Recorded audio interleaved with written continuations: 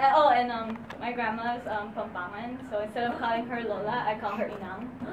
Yeah. That's she, right? So, yeah. What? Inang Aren't is just you another, is Pampangan? like the No. Pampangan word for like grandma, mother. Inang, do you remember the time I was 6 years old and you pushed me on the swings in the hot summer air? You were holding your umbrella in one hand and you were pushing me on the swing with the other. But still, I never forgot your laughter that day, or that smile on your face as we walked along the edge of the lake.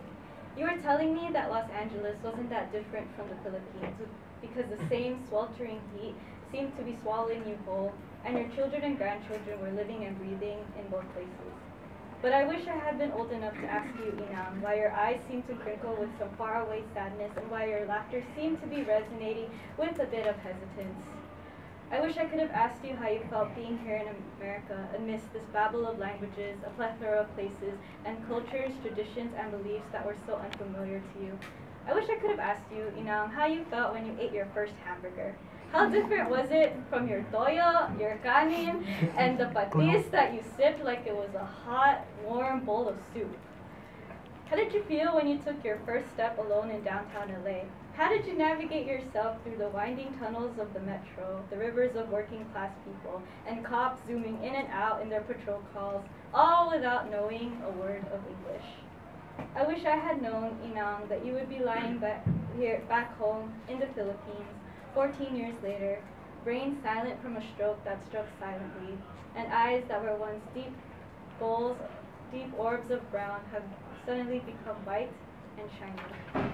I wish I could have asked, did you ever play in the park when you were my age, Inang? Did you like to put ranch in your ketchup like me? I didn't know until I was much older that you played in the mountains when you were a child. You never tasted a hamburger until you stepped foot in American soil, and that your eyes were sad because you missed your land, your Philippines, with the swaying coconut trees, the delicious kamote leaves, and the frogs that sang in the oncoming twilight. That was okay, because you carried the Philippines wherever you went. You carried it in your biome, in your soft beaded slippers, and the Hail Marys we recited before bed. I remember that you told me that I wasn't that different from my mother. We had the same small, oval faces, the same stubborn, determined eyes. But then Mom told me that I looked like you, so I'm really confused as to who I really look like. Does that mean I wasn't that different from you too? You know? I wish I could tell you about college, my apartment, my boyfriend. I think you would have liked him.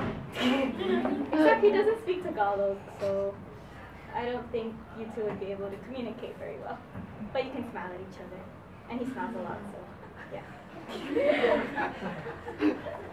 What I want more than anything, what I want to tell you is that what I want more than anything is to come home to you, to kiss you and hug you, say I love you, and hopefully when you're strong enough, I could take you to the park and push you gently on the swings.